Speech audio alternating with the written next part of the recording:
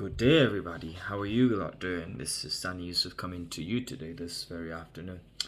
And today I want to talk about something to do with personal responsibility in general, group responsibility. And this particular video was inspired by the recent ongoings with Sha'Carrie Richardson. And if you don't know who Sha'Carrie Richardson, I'm going to talk about that a little bit.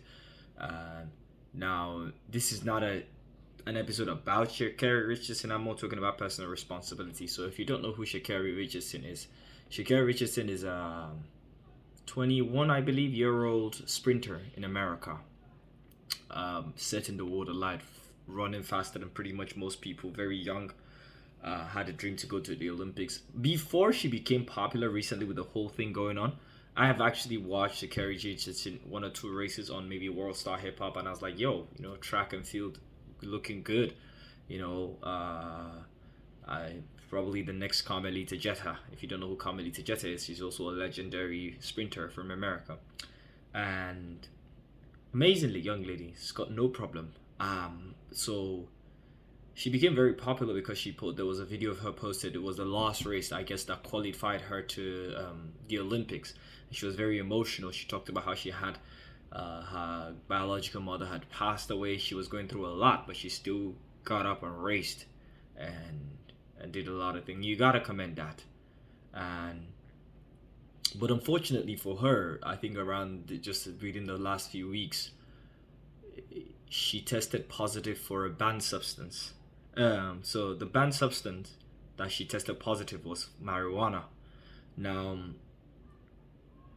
marijuana is obviously it's weed, and it's on the list of banned substances. If they test you, you pee in a bucket or in a cup, and they test it, and you have marijuana in your system, it is banned. I think that was one of the reasons. I'm not quite sure, but I believe back in the days that was why Rio Ferdinand was also banned, right? I think so. Even in football, they don't marijuana. Now, obviously, because she's American and African American, black, America, people would always want to go for the racial angle about how this is how black people have been affected and all of that.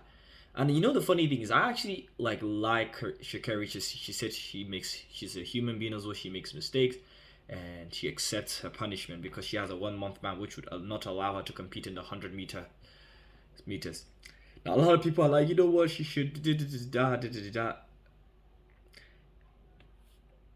Now, the people are mixing different arguments. There's the argument whether the punishment is harsh or even if it should exist.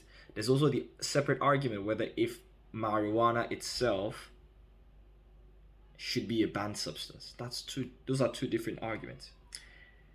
As it is currently, the rules state that marijuana is a banned substance, and if you are caught with marijuana in your system, you will be banned for X amount of time. The rules were fairly applied and obeyed. If you're arguing whether should marijuana actually be banned, that's a totally separate argument. You can go and argue that. The rules are the rules. The rules exist because they provide a level playing field. All the other athletes also probably have to go through similar tests. Imagine, I'm pretty sure maybe one or two of them, they've smoked weed or they want to smoke weed, but they have to have the discipline not to, so that they can perform on a higher level. They can obey the rules while they're performing. Unfortunately, that wasn't the case with Sha'Carrie Richardson. And this is something I keep seeing. For me, it's not really about Sha'Carrie Richardson herself. She's an amazing athlete. I love athletics. If you know me, I like sports, and I love athletics, right? And in fact, I've watched a lot of female athletes in the past: Marion Jones, Veronica Campbell, Shelly-Ann Fraser-Price, Carmelita Jetta, all these people. Like I've always, Blessing Okagbare from Nigeria. Like, athletics was something that I always, I used to run track, 4x1. I ran 4x1 and I did really well 4x1. Still remember people screaming my name in the inter-house sports in Nigeria. Blue House, shout out to Blue House people. But the topic today is about responsibility. Today is so often enough, I see people trying to shift the goalposts of responsibility. She's been caught. People are like, oh no, it's very harsh, you should not. That's the whole idea. If we're always catering, like, you can do something wrong and be remorseful, but the punishment can still apply. I can shoot somebody because I was angry and be 100% remorseful that I shot the person and I'm never going to do it again. I was drunk, I was high, or whatever. I was going through a lot, and people empathize with me. But doesn't necessarily mean that the punishment being applied will not still be applied. I have to still face the repercussions. And I think this is what people get, what's it called? Confused, especially when you then bring a racial and a gender angle, because I'm pretty sure, I'm certain that I can be certain to a degree, if Sha'Carrie Richardson was a guy, and the same level of empathy would not be applied, because it's just guys, right? And if Sha'Carrie Richardson was white, um, the same, that racial angle would not exist. So personal responsibility is very important, because it is what keeps us grounded. Now, are we always going to be like 100% with personal responsibility? Probably not. We're not always going to be like grounded with personal responsibility. It's not always going to be the case. Um, in the sense that we're not always gonna be personal. Like we're not always going to. How do I say? We're not always going to reach the standards set for personal responsibilities. We're going to falter. We're human beings. We're going to make mistakes. But the repercussions exist, because if we do not have these safety nets in place, then it's going to be a free for all, right? That's kind of thing. So it's very important that people take personal responsibility. We live in an age where personal responsibility is almost like, is not something people want to do. They don't. Everybody wants to blame another person. People would somebody would have three babies from three different baby daddies and not be able to work and feed, and then they'll blame the government for not giving them enough money. You know, a man would go have multiple kids and blame the government for taking child support from his, what's it called? But you know, you would see things like you know, people not showing up at work or doing what they need to do, and they want to blame the employer. There's just a lack of personal responsibility in the current climate, and it's like, where do we draw the line? And it comes from a place of compassion, right? Like, the road to hell is paved with good intentions.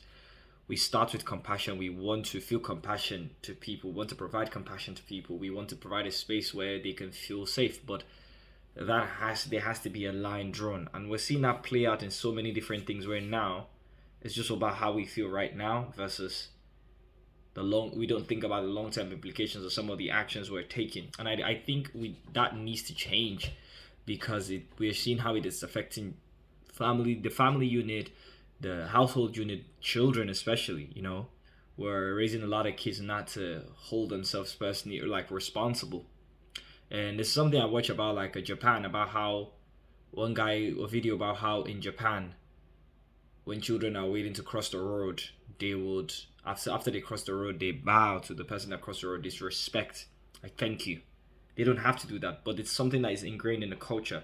And those children from the age of like 3, 4, they actually go to school by themselves without any parents. They take the train, they take the bus by themselves.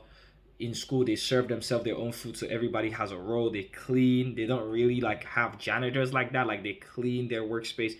So there is a culture of responsibility. So from a young age, a child that is serving meals to fellow other children, a child that is cleaning the school, a child that is already taking the bus and the train, knowing how to get around, you're equipping that child with personal responsibility.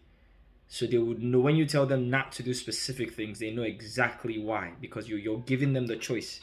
And I feel like, if you ask me, I would think the average person in today's Western world is way much more irresponsible, if you went like, than the version of themselves that would have existed maybe 200 years ago.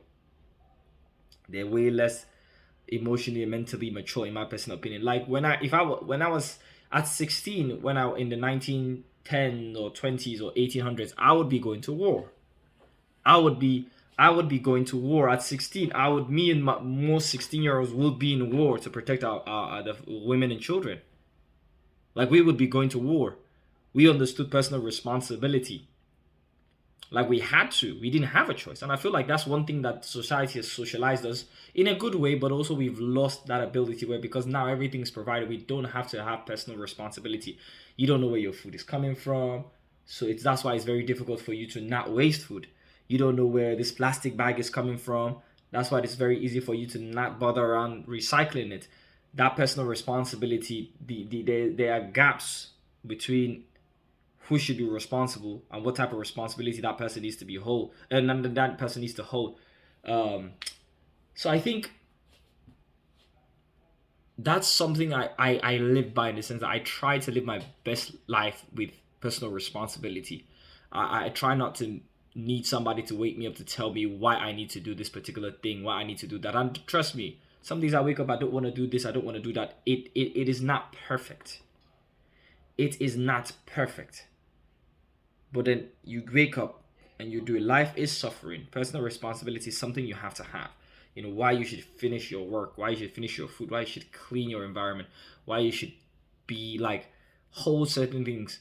Like, you know, a lot of us coming from black families, we had to grow up because, you know, the black tax, or we had to pay, take care of mom, take care of sister, take care of this person, take care of that person. It is also part of, sometimes, obviously, to some degree, personal responsibility, where you understand, if you don't do this for these people, somebody's gonna suffer. And it is what it is. Like, there is a line between also too much of that where it can become toxic. But all I want people to have is really a high degree of personal responsibility, so that they know exactly what they need to do, and accept that, versus always looking at the system. I remember a mistake I don't know if I'd call it a mistake, but there was something that happened last year where, you know, a bunch of people, I must have posted something on the internet, and a bunch of people were like, whoa, they said I was, like, the context was completely lost. And I later apologized for using that particular graphic, because apparently some people found it offensive, and I addressed that. But I still maintain that the act itself was within a specific context, and some people just wanted to be mad. But anyways, I'm not gonna get into that. But one thing, when I released the video, which was here on YouTube, one thing I did say is, I'm responsible for whatever happens after that. Like, if whoever I associate with decide they don't want to speak to me, they don't want to talk to me, or they want to take specific things, that's my responsibility to hold. I cannot be mad about how some other person, despite the fact that I maintain my stance of how I interpreted affairs. And that's how responsibility. So even though we were at an impasse of how we saw the specific things, I still decided to hold myself responsible. I'm happy to face whatever it is, because even when I err, I have to take responsibility, and when I win, I have to take responsibility. Responsibility is not something you turn it on and off. So it's very important we take personal responsibility in the good and the bad times. And that there's only one way, because if you do take good personal responsibility in the good way, you come out stronger, you learn, you reflect. If you don't, then you're always going to see yourself as a victim, like something is being done to you, and you're not going to grow that way. When things have happened to me, yes, there's a part of me that wants to feel like, oh, this person misinterpreted, but I also can ask myself, why did they misinterpret me? Why did I put myself in that situation? And really learn some things. And I'm lucky to have people in my corner that are quick to maybe ground me, to say, hey man, maybe you should see it from this perspective. And so yeah, that's all I wanted to talk about today. So sad times that Sha'Carrie Richardson would not be at the Olympics. I was looking forward to her running, but we'll see. You never really know. She's only 21, so on the Olympics now, I think they come in the next 3 years, so she'll be like 24 by then. So she should have more than enough time to compete. At 24, you're still kind of like, you're not even at your peak as an athlete, so probably stronger, better. Yeah. So yeah. Anyways, Sani Yusuf out.